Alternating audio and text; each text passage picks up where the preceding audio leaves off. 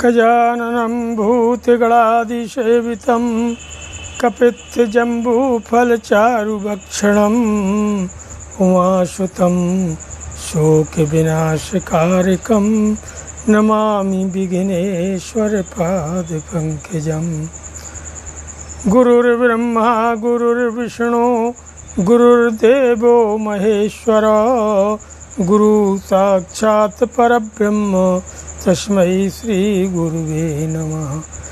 अखण्डमण्डलाकारं व्याप्तं येन चराचरं तत्पदं दर्शितं येन तस्मै श्री गुरुवे नमः। या कुन्देन्दुतुषारहारधवला या शुभ्रवस्त्रावृता या वीणावरदण्डमण्डितकरा या श्वेतपद्मासना या ब्रह्माच्युतशङ्कर प्रभृतिर्देवैः सदा वन्दितां सा मां पातु सरस्वतीं भगवतीं निःशेषजाड्यापयः।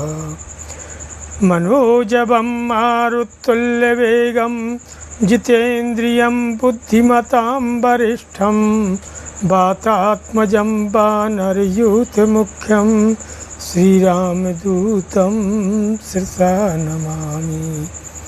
श्रीरामचन्द्र रघुपुङ्गवराजवर्य राजेन्द्र राम रघुनायक राघवेशो श्रीरामचंद्राय नमः। इस प्रकार से श्री वाल्मीकि रामायण के स्कंद पुराण अंतर्गत महात्म्य को मैं सुनाता हूँ। तो नारद जी कहते हैं कि हे महर्षियों, अब मैं रामायण के पाठ और श्रवण के लिए उपयोगी दूसरे मास का वर्णन करता हूँ। एकाग्रचित्त होकर के सुनो। रामायण का महात्म्य समस्त पापों को हर लेने वाला, पुण्य जन तथा संपूर्ण दुखों का निवारण करने वाला है। वह ब्राह्मण, क्षत्रिय, वैश्य, शूद्र तथा स्त्री इन सबको समस्त मनोवांछित फल प्रदान करने वाला है। उससे सब प्रकार के व्रतों का फल भी प्राप्त होता है। यह दुख और दुष्स्वप्न नाशक है, धन की प्राप्ति कराने वाला तथा भोग और मोक्ष रूपित फल देने वाला है। अतः इसे प्रयत्न पूर्वक सुनना चाहिए। इसी विषय में विज्ञ पुरुष एक प्राचीन इतिहास का उदाहरण देते हैं। वह इतिहास अपने पाठकों और श्रोताओं के समस्त पापों का नाश करने वाला है। प्राचीन कलयुग में एक कलिक नाम वाला व्याध रहता था। वह सदा पराई स्त्री और पराय धन के अपहरण में ही लगा रहता था। दूसरों की निंदा करना तथा उसका नित्य का काम था। वह सदा सभी जंतुओं को पीड़ा दिया करता था। उसने कितने ही ब्राह्मणों तथा सैकड़ों हजारों गौओं की हत्या कर डाली थी। पराय धन का तो वह नित्य अपहरण करता ही था। देवता के धन को भी हड़प लेता था। उसने अपने जीवन में अनेक बड़े बड़े पाप किए थे, तो उसके पापों की गणना करोड़ों वर्षों में भी नहीं की जा सकती थी। एक समय वह महापापी व्याध, जो जीव जंतुओं के लिए यमराज के समान भयंकर था, स्ववीर नगर में गया। वह नगर सब प्रकार के वैभव से संपन्न था। वस्त्राभूषणों से विभूषित, युवतियों द्वारा सुशोभित, स्वच्छ जल वाले सरोवरों से अलंकृत तथा भांति भांति की दुकानों से सुसज्जित था। त्यो नगर के समान उसकी शोभा हो रही थी। व्याध उस नगर में जब पहुंच गया तो स्ववीर नगर के उपवन में भगवान केशव का बड़ा सुंदर मंदिर था, जो सोने के अनेकानेक कलशों से ढका हुआ था। उसे देखकर व्याध को बड़ी प्रसन्नता हुई। उसने निश्चय कर लिया कि मैं यहाँ से बहुत सा स्वर्ण चुरा करके ले जाऊंगा। तो ऐसा निश्चय करके वह चोरी पर लट्टू रहने वाला व्याध श्री राम के मंदिर में गया। वहाँ उसने शांत तत्वार्थवेत्ता और भगवान की आराधना में तत्पर उत्तंक मुनि का दर्शन किया, जो तपस्या की निधि थे। वे अकेले ही रहते थे। उनके हृदय में सबके प्रति दया भरी थी। वे सब ओर से निष्प्रह थे। उनके मन में केवल भगवान के ध्यान का ही लोभ बना रहता था। उन्हें वहाँ उपस्थित देख करके व्याध ने उनको चोरी में विघ्न डालने वाला समझ लिया। उसके बाद जब आधी रात हुई तो वह देवता संबंधी द्रव्य समूह लेकर के चला। उस मदोन्मत्त व्याध ने उत्तंक मुनि की छाती को अपने एक पैर से दबाकर हाथ से उसका गला पकड़ लिया और तलवार उठाकर उन्हें मार डालने का उपक्रम किया। तो उत्तंक मुनि ने देखा व्याध मुझे मार डालना चाहता है, तो वे उससे इस प्रकार कहने लगे। उत्तंक जी बोले कि अरे भले मानुष, तुम व्यर्थ ही मुझे मारना चाहते हो, मैं तो सर्वथा निरपराध हूँ। अरे व्याध बताओ तो सही, मैंने तुम्हारा क्या अपराध किया है? संसार में लोग अपराधी की ही प्रयत्नपूर्वक हिंसा करते हैं, सौम्य सज्जन निरपराध की व्यर्थ हिंसा नहीं करते हैं। तो शांत चित्त साधु पुरुष अपनी विरोधी तथा मूर्ख मनुष्यों में भी सद्गुणों की स्थिति देखकर उनके साथ विरोध नहीं रखते हैं। जो मनुष्य बारंबार दूसरों की गाली सुनकर भी क्षमाशील बना रहता है, वह उत्तम कोटि में आता है। उसे भगवान विष्णु का अत्यंत प्रियजन बताया गया है। दूसरों के हित साधन में लगे रहने वाले साधुजन किसी की द्वारा अपने विनाश का समय उपस्थित होने पर भी उसके साथ बैर नहीं करते हैं। चंदन का वृक्ष अपने को काटने पर भी कुठार की धार को सुगंधित ही करता है। अरे विधाता बड़ा बलवान है, यह लोगों का नाना प्रकार से कष्ट देता रहता है। जो सब प्रकार के संग से रहत है, उसे भी दुरात्मा मनुष्य सताया करते हैं। अरे दुष्ट जन इस संसार में बहुत से जीवों को बिना किसी अपराध के ही पीड़ा देते हैं। मल्लाह मछलियों के, चुगलखोर सज्जनों के और व्याध मृगों के इस जगत में अकारण बैरी होते हैं। अहो माया बड़ी प्रबल है, यह संपूर्ण जगत को मोह में डाल देती है तथा स्त्री पुत्र और मित्र आदि के द्वारा सबको सब प्रकार के दुखों से संयुक्त कर देती है। मनुष्य प्राय धन का अपहरण करके जो अपनी स्त्री आदि का पोषण करता है, वह किस काम का, क्योंकि अंत में उन सबको छोड़कर वह अकेला ही परलोक की राह लेता है। मेरी माता, मेरे पिता, मेरी पत्नी, मेरे पुत्र, मेरा यह घर बार, इस प्रकार ममता व्यर्थ ही प्राणियों को कष्ट देती रहती है। मनुष्य जब तक कमाकर धन देता है, तभी तक लोग उसके भाई बंधु बने रहते हैं और उसके कमाए हुए धन को सारे बंधु बांधव सदा भोगते हैं। किंतु मूर्ख मनुष्य अपने किए हुए पाप के फलस्वरूप दुख को अकेला ही भोगता है।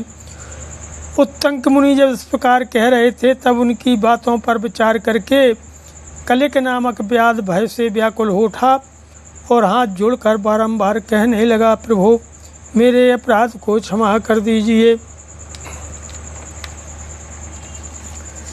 उन महात्मा के संग के प्रभाव से तथा भगवान का सानिध्य मिल जाने से उस लुब्धक के सारे पाप नष्ट हो गए तथा उसके मन में निश्चय ही बड़ा पश्चाताप होने लगा।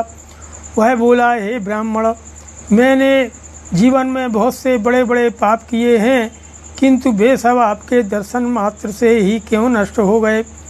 हे प्रभु, मेरी बुद्धि सदा पाप में ही डूबी रहती थी। मैंने निरंतर बड़े बड़े पापों का ही आचरण किया है, उनसे मेरा उद्धार कैसे होगा? मैं किसकी शरण में जाऊं? पूर्व जन्म को किए हुए पापों के फल से मुझे व्याध होना पड़ा है। यहाँ भी मैंने पापों के ही जाल बटोरे हैं। ये पाप करके मैं किस गति को प्राप्त होऊंगा? महामना कलिक की ये बात सुनकर के ब्रह्मर्षि उत्तंग बोले। उत्तंग जी ने कहा कि हे महामते व्याध, तुम धन्य हो, धन्य हो, तुम्हारी बुद्धि बड़ी निर्मल और उज्जवल है, क्योंकि तुम संसार संबंधी दुखों के नाश का उपाय जानना चाहते हो। चैत मास के शुक्ल पक्ष में तुम्हें भक्ति भाव से आदर पूर्वक रामायण की नवाह कथा सुननी चाहिए।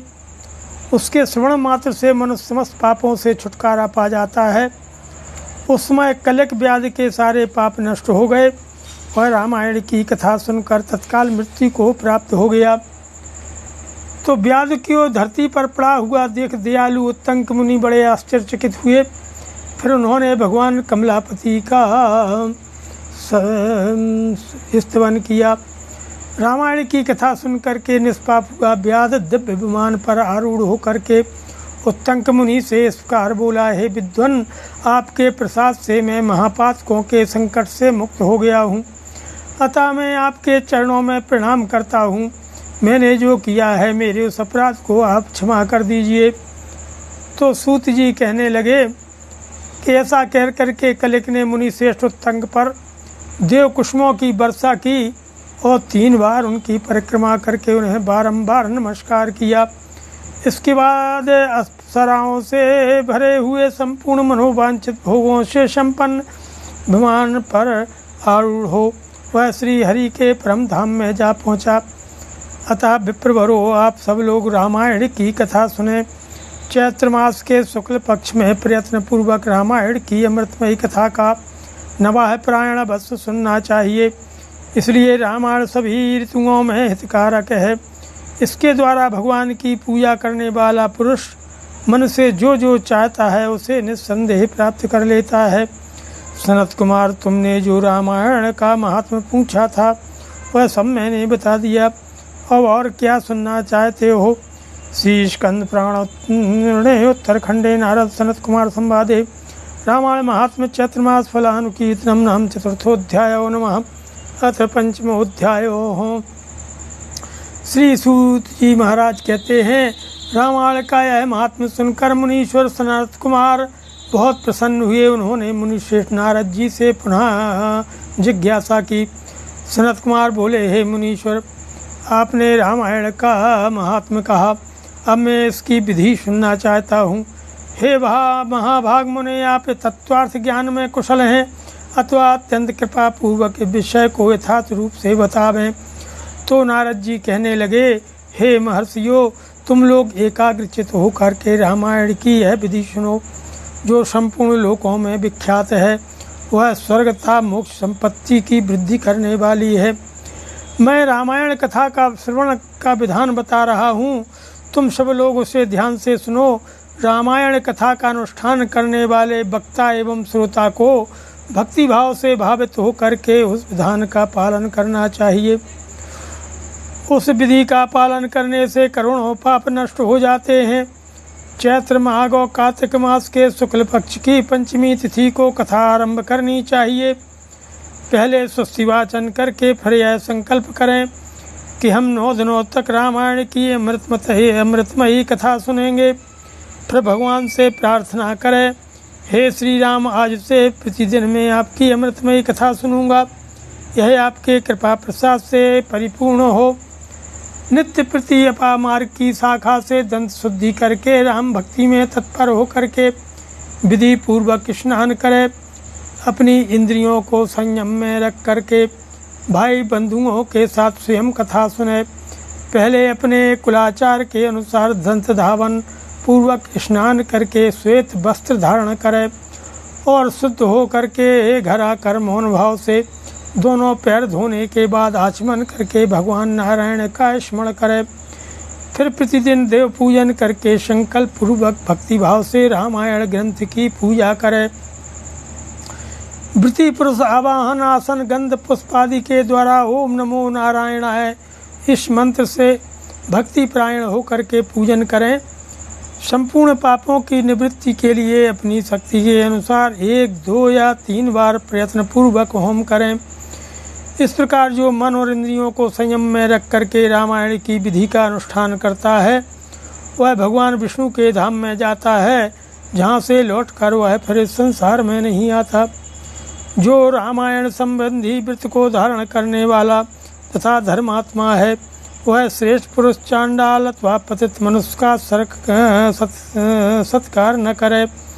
जो नास्तिक धर्म मर्यादा को तोड़ने वाले पर निंदक और चुगलखोर हैं उनका रामायण व्रतधारी पुरुष वाणी मात्र से भी आदर न करे। तो जो पति के जीवित रहते ही पर पुरुष के समागम से माता द्वारा उत्पन्न किया जाता है, उस जारज पुत्र को कुंड कहते हैं।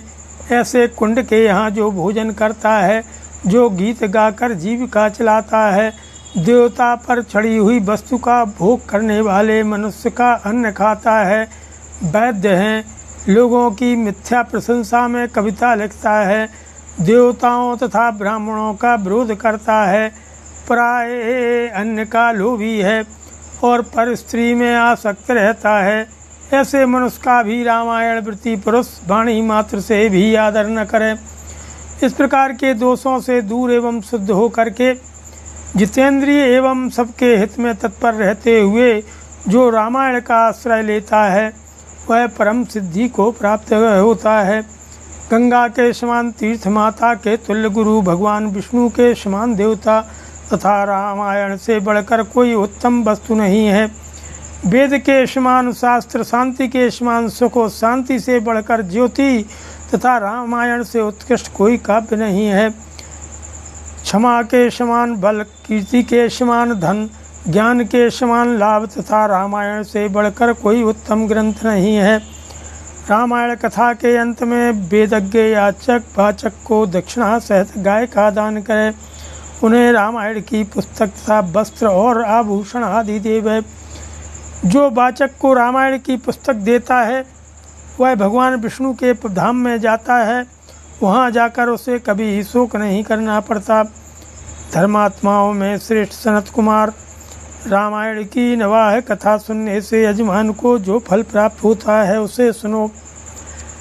पंचमी तिथि को रामायण की अमृतमयी कथा को आरंभ करके उसके श्रवण मात्र से मनुष्य सब पापों से मुक्त हो जाता है।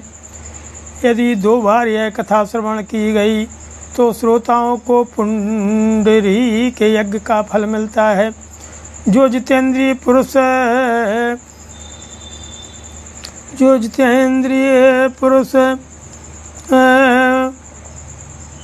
व्रत धारण पूर्वक रामायण कथा को श्रवण करता है, वह 2 अश्वमेध यज्ञों का फल पाता है। हे मुनिवरों, जिसने 4 बार इस कथा का श्रवण किया है, वह 8 अग्निष्टोम के परम पुण्य फल का भागी होता है। जिस महामनुष्य पुरुष ने 5 बार रामायण कथा श्रवण का व्रत पूरा कर लिया है, वह तो अत्यग्निष्टोम यज्ञ के द्विगुण पुण्य फल का भागी होता है। जो एकाग्रचित होकर इस प्रकार 6 बार रामायण कथा के व्रत का अनुष्ठान पूरा कर लेता है, वह अग्निष्टोम यज्ञ के 8 गुने फल का भागी होता है। हे मुनीश्वरों, स्त्री हो या पुरुष, जो 8 बार रामायण कथा को सुन ले,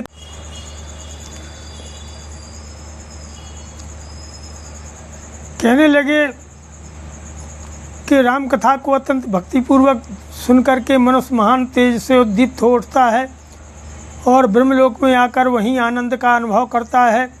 इसलिए हे विप्रेंद्रगण, आप लोग रामायण की अमृतमयी कथा सुनिए। श्रोताओं के लिए यह सर्वोत्तम श्रवणीय वस्तु है और पवित्रों में भी परम उत्तम है। दुष्स्वप्न को नष्ट करने वाली यह कथा धन्य है, इसे प्रयत्न पूर्वक सुनना चाहिए। जो मनुष्य श्रद्धा युक्त होकर के इसका 1 श्लोक या आधा श्लोक भी पढ़ता है, वह तत्काल ही करोड़ों पातकों से छुटकारा पा जाता है। यह गुह्य से भी गुह्यतम वस्तु है, इसे सत्पुरुषों को ही सुनाना चाहिए। भगवान श्री राम के मंदिर में अथवा किसी पुण्य क्षेत्र में सत्पुरुषों की सभा में रामायण कथा का प्रवचन करना चाहिए। जो ब्रह्मद्रोही पाखंड पूर्ण आचार में तत्पर तथा लोगों को ठगने वाली वृत्ति से युक्त हैं, उन्हें यह परम उत्तम कथा नहीं सुनानी चाहिए। जो काम आदि दोषों का त्याग कर चुके हैं, जिनका मन राम भक्ति में अनुरक्त रहता है तथा जो गुरुजनों की सेवा में तत्पर हैं, उन्हीं के सामने यह मोक्ष की साधनभूत कथा वांचनी चाहिए। श्री राम सर्वदेवमय माने गए हैं। वे आर्त प्राणियों की पीड़ा का नाश करने वाले हैं तथा श्रेष्ठ भक्तों पर सदा ही स्नेह रखते हैं। वे भगवान भक्ति से ही संतुष्ट होते हैं, दूसरे किसी उपाय से नहीं। मनुष्य विवश होकर भी उनके नाम का कीर्तन अथवा स्मरण कर लेने पर समस्त पापों से मुक्त होकर के परम पद का भागी हो जाता है। हे महात्माओं, भगवान मधुसूदन संसार रूपी भयंकर एवं दुर्गम वन को भस्म करने के लिए दावानल के समान हैं। वे अपना स्मरण करने वाले मनुष्यों के समस्त पापों का शीघ्र ही नाश कर देते हैं। इस पवित्र काव्य के प्रतिपाद्य विषय वे ही हैं, अतः यह परम उत्तम काव्य सदा ही श्रवण करने योग्य है। इसका श्रवण अथवा पाठ करने से वह समस्त पापों का नाश करने वाला है। जिसकी श्री राम रस में प्रीति एवं भक्ति है, वही संपूर्ण शास्त्रों के अर्थ ज्ञान में निपुण और कृतकृत्य है। हे ब्राह्मणों, उसी की उपार्जित की हुई तपस्या पवित्र, सत्य और सफल है, क्योंकि राम रस में प्रीति हुए बिना रामायण के अर्थ श्रवण में प्रेम नहीं होता है। जो ब्राह्मण इस भयंकर कलिकाल में रामायण तथा श्री राम नाम का सहारा लेते हैं, वे ही कृतकृत्य हैं। रामायण की समृद्धमयी कथा का नवाह श्रवण करना चाहिए। जो महात्मा ऐसा करते हैं वे कृतज्ञ हैं। उन्हें प्रतिदिन मेरा बारंबार नमस्कार है। श्री राम का नाम, केवल श्री राम नाम ही मेरा जीवन है। कलयुग में और किसी उपाय से जीवों की सदगति नहीं होती। तो सूत जी कहते हैं, महात्मा नारद जी के द्वारा इस प्रकार ज्ञान उपदेश पा करके सनत कुमार जी को तत्काल ही परमानंद की प्राप्ति हो गई। अतः विप्रवरो, तुम सब लोग रामायण की अमृतमयी कथा सुनो। रामायण को 9 दिनों में ही सुनना चाहिए।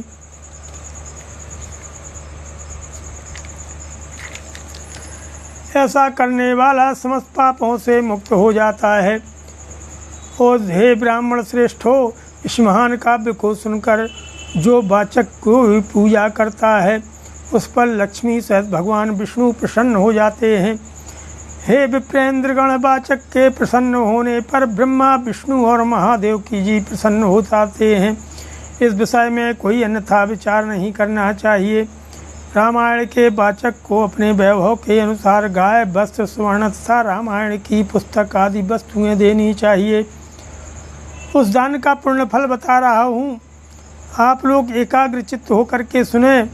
उस दाता को ग्रह तथा भूत, बेताल आदि कभी बाधा नहीं पहुँचा पाते। श्री रामचरित का श्रवण करने पर श्रोता के संपूर्ण श्रेय की वृद्धि होती है। उसे न तो अग्नि की बाधा प्राप्त होती है, न चोर आदि का भय ही। वह इस जन्म में उपार्जित किए हुए समस्त पापों से तत्काल मुक्त हो जाता है। वह इस शरीर का अंत होने पर अपनी 7 पीढ़ियों के साथ मोक्ष का भागी होता है। पूर्व काल में सनत कुमार मुनि के भक्तिपूर्वक पूछने पर नारद जी ने उनसे जो कुछ कहा था, वह सब मैंने आप लोगों को बता दिया है। रामायण आदि काव्य है। यह संपूर्ण वेदार्थों की सम्मति के अनुकूल है। इसके द्वारा समस्त पापों का निवारण हो जाता है। यह पुण्यमय काव्य संपूर्ण दुखों का विनाशक तथा समस्त पुण्यों और फल यज्ञों का फल देने वाला है। जो विद्वान इसके एक या आधे श्लोक का भी पाठ करते हैं, उन्हें कभी पापों का बंधन नहीं प्राप्त होता। श्री राम को समर्पित किया हुआ यह पुण्य काव्य संपूर्ण कामनाओं को देने वाला है। जो लोग भक्ति पूर्वक इसे सुनते और समझते हैं, उनको प्राप्त होने वाले पुण्य फल का वर्णन सुनो। वे लोग 100 जन्मों में उपार्जित किए हुए पापों से तत्काल मुक्त हो करके अपनी हजारों पीढ़ियों के साथ परम पद को प्राप्त होते हैं। जो प्रतिदिन श्री राम का कीर्तन सुनते हैं, उनके लिए तीर्थ सेवन, गोदान, तपस्या तथा यज्ञों की क्या आवश्यकता है। चैत्र माघ तथा कार्तिक में रामायण की अमृतमयी कथा का नवाह श्रवण, नवाह प्रायण सुनना चाहिए। रामायण श्री रामचंद्र जी की प्रसन्नता प्राप्त कराने वाला, श्री राम भक्ति को बढ़ाने वाला, समस्त पापों का विनाशक तथा सभी संपत्तियों की वृद्धि करने वाला है। जो एकाग्रचित होकर रामायण को सुनता अथवा पढ़ता है, वह सब पापों से मुक्त होकर के भगवान विष्णु के लोक में जाता है। श्री स्कंद पुराणे उत्तरखंडे नारद सनत कुमार संवादे रामायण महात्म्य फलानुकीर्तनम नाम पंचमोध्यायो नमः। सियावर रामचंद्र की जय, पवन सुत हनुमान की जय, उमापति महादेव की जय, रमापति रामचंद्र की जय। जय सीताराम। अब रामायण महाकाव्य का सफल महात्म्य 5 अध्यायों में संपन्न हुआ। अब आगे के जो है अध्यायों में, सर्गों में बालकांड से लेकर